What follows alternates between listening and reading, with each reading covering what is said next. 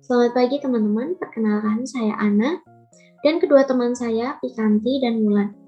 Pada pertemuan kali ini kita akan membahas produksi sebagai kegiatan ekonomi. Sebelum membahas lebih lanjut, kita harus tahu dulu nih, apa sih produksi itu? Nah, produksi adalah kegiatan untuk menghasilkan suatu barang atau jasa. Kegiatan pokok ekonomi produksi dilakukan oleh produsen dalam rangka menghasilkan barang untuk memenuhi kebutuhan konsumen. Jadi, produksi itu mencakup dua hal. Yang pertama, menciptakan atau menghasilkan barang dan jasa. Yang kedua, menambah guna barang dan jasa. Setelah tahu pengertian produksi, kita akan lanjut untuk mengetahui tujuan dari produksi.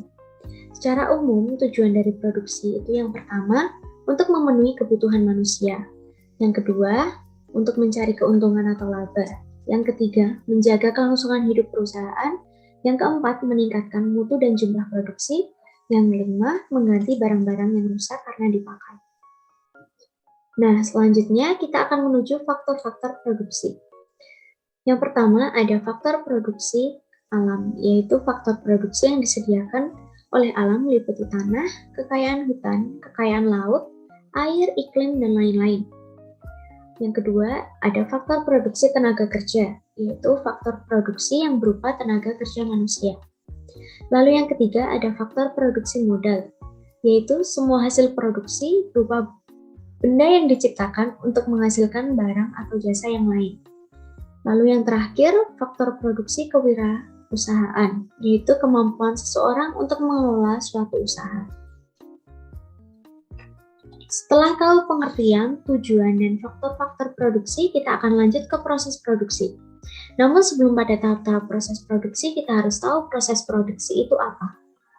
Nah, proses produksi itu adalah langkah atau tahap dari kegiatan untuk membuat suatu input menjadi output yang mempunyai nilai tambah. Lalu ada pun tahap proses produksi. Yang pertama itu ada tahap perencanaan. Proses perencanaan ini merupakan tahapan awal yang menentukan dari berbagai hal dalam proses produksi. Seperti produk yang akan dibuat, berapa banyak bahan baku yang akan digunakan, berapa biaya yang dibutuhkan, dan berapa banyak tenaga kerja yang dibutuhkan agar bisa menjalankan produk. Lalu tahap kedua adalah penentuan alur. Penentuan alur adalah suatu kegiatan untuk menentukan urutan kegiatan dari proses produksi. Fokus pada tahap ini mulai dari pengolahan awal bahan baku, pembentukan, pemolesan, finishing, dan kontrol kualitas hingga distribusi barang-barang manufaktur. Tahap ketiga ada tahap penjadwalan. Proses produksi ini adalah kegiatan untuk menentukan kapan produksi harus dilakukan setelah alur tadi dibuat. Dalam pelaksanaannya, penjadwalan perlu mempertimbangkan jam kerja pekerja dan lamanya setiap alur produksi. Lalu untuk praktiknya, jadwal induk akan dibuat pada tahap ini dan kemudian dibagi menjadi beberapa rencana yang lebih detail. Lalu yang tahap terakhir adalah tahap perintah memulai produksi. Pada tahap ini, perintah untuk memulai produksi yaitu kegiatan untuk menentukan dan menetapkan proses pemberian perintah untuk memulai produksi setelah jadwal produksi tadi sudah ditetapkan. Lalu pada tahap ini akan disertakan hasil dari tahapan-tahapan sebelumnya, mulai dari bahan baku, alur produksi, hingga waktu produksi. Selanjutnya, kita akan membahas mengenai perilaku produsen. Yang pertama, kita membahas mengenai fungsi produksi atau persamaan produksi. Fungsi produksi merupakan suatu persamaan yang menunjukkan hubungan ketergantungan fungsional antara tingkat input yang digunakan dalam proses produksi dengan tingkat output yang dihasilkan. Di sini kita memiliki persamaan yaitu Q sama dengan L dalam kurung C, L, RT. Q merupakan jumlah barang yang dihasilkan. Nah, di sini Q atau output memiliki hubungan ketergantungan antara modal, tenaga kerja, sumber daya alam, dan juga teknologi. Selanjutnya, kita akan membahas mengenai hukum hasil lebih yang semakin berkurang dari David Ricardo. Proses produksi dapat diartikan sebagai proses urutan kegiatan yang harus dilakukan dalam suatu usaha untuk menghasilkan barang maupun jasa. Agar produksi mencapai titik yang optimum, maka diperlukan adanya peningkatan produktivitas dengan cara menambah faktor-faktor produksi.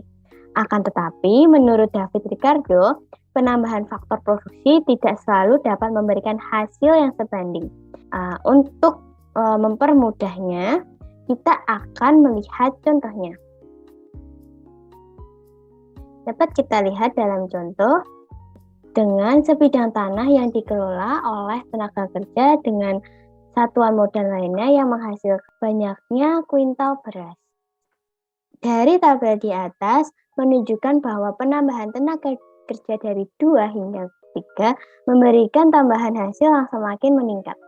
Namun, pada penambahan tenaga kerja 4 hingga 7, hasil akan semakin menurun. Maka di sini berlakulah hukum penambahan hasil yang semakin menurun.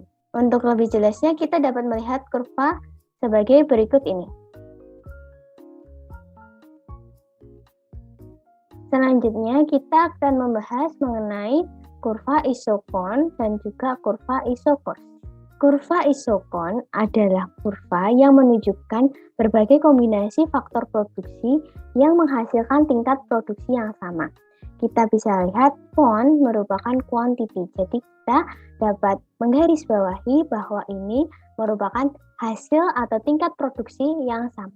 Kita bisa contohkan di sini L sebagai tenaga kerja dan K sebagai modal. Ketika kita memiliki tenaga kerja 1 dengan modal 50.000, kita akan menghasilkan unit sebanyak 100 unit. Ketika kita menambahkan tenaga kerja menjadi 2, maka kita harus menurunkan modal menjadi 25 untuk menghasilkan unit yang sama, yaitu 100 unit. Selanjutnya, kita akan membahas mengenai kurva isokos. Kurva isokos adalah kurva yang menunjukkan berbagai kombinasi 2 input yang berbeda yang dapat dibeli oleh produsen pada tingkat biaya yang sama. Nah, di sini ketika kita memiliki 1 tenaga kerja dan kita memiliki mesin 1, kita akan menghasilkan atau membutuhkan biaya sebanyak 50.000.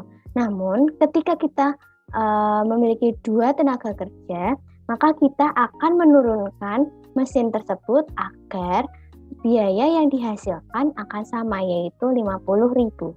Selanjutnya, saya akan menjelaskan materi tentang bidang dan tahapan produksi. Yang pertama adalah tentang pembagian produksi. Produksi dapat digolongkan dalam 5 bidang. Yang pertama adalah bidang ekstraktif, artinya setiap usaha untuk mengambil hasil alam secara langsung. Contohnya, pertambangan, perikanan laut, berburu, dan menebang hutan. Yang kedua adalah bidang agraris, yaitu usaha mengerjakan atau mengolah alam agar diperoleh hasil dari tumbuhan dan hewan. Contohnya adalah pertanian, perkebunan, perikanan darat, dan peternakan. Yang ketiga adalah bidang industri, artinya setiap usaha mengolah dari bahan mentah sampai dengan barang jadi. Contohnya perakitan, pertekstilan, ukir-ukiran, dan kerajinan. Kemudian yang keempat adalah bidang perdagangan, artinya setiap usaha untuk membeli barang dan menjualnya kembali tanpa merubah bentuk. Contohnya adalah perdagangan regional, perdagangan nasional, dan perdagangan internasional. Yang kelima adalah bidang jasa, artinya setiap usaha untuk memberikan layanan kepada masyarakat dengan tujuan memperoleh keuntungan. Contohnya perbankan, asuransi, pengangkutan, jasa, dan hukum. Kemudian, bagian yang kedua adalah tahapan produksi. Lapangan produksi dapat digolongkan menjadi 3 sektor atau 3 tahapan produksi. Yang pertama adalah tentang sektor produksi primer, meliputi bidang ekstraktif dan agraris. Yang kedua adalah sektor produksi sekunder, meliputi bidang industri dan bidang perdagangan. Yang ketiga, sektor produksi tersier, meliputi bidang jasa atau pelayanan. Bagian yang kedua, kita akan membahas tentang produktivitas produksi. Produktivitas adalah kemampuan perusahaan untuk menghasilkan sejumlah barang dengan faktor produksi yang tersedia.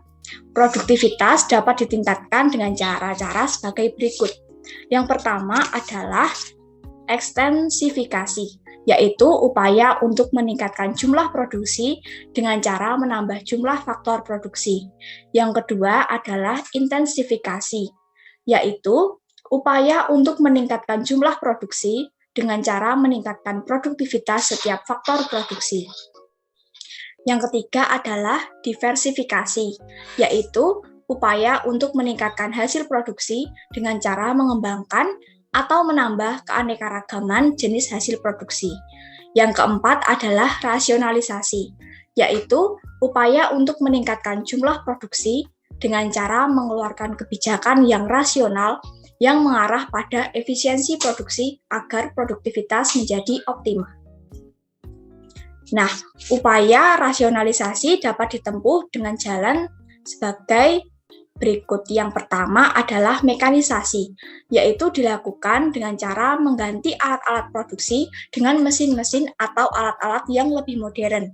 Yang kedua adalah standarisasi, yang dilakukan dengan membuat suatu standar atau ukuran dalam hal mutu, bentuk, ukuran, dan lain-lain terhadap suatu produk tertentu. Yang ketiga adalah spesialisasi atau pembagian kerja.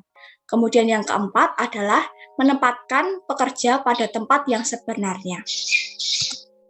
Pada bagian keenam, kita akan membahas tentang kurva kemungkinan produksi atau Production Possibility Curve atau yang disingkat dengan PPC.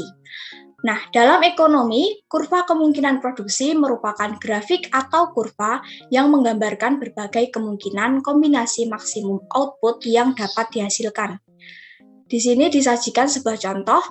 Suatu negara memproduksi dua jenis barang, yaitu barang X sebagai barang konsumsi dan Y sebagai barang modal. Jumlah total maksimum yang dapat diproduksi sebagai barang modal adalah sebesar 1000 unit. Pilihan kombinasi maksimum yang dapat dipilih akan tampak seperti gambar di samping. Nah, dari gambar di samping, sepanjang kurva PPC, jumlah produksi maksimum yaitu 1000 unit, dengan asumsi yang pertama adalah jika suatu negara memilih kombinasi pada titik A, artinya ia memilih kombinasi maksimum 1000 unit yang terdiri atas 300 unit barang Y dan 700 unit barang X. Kemudian, asumsi yang kedua adalah ketika dia memilih kombinasi di titik B, berarti ia memilih kombinasi maksimum yang terdiri atas 100 unit barang Y dan 900 unit barang X.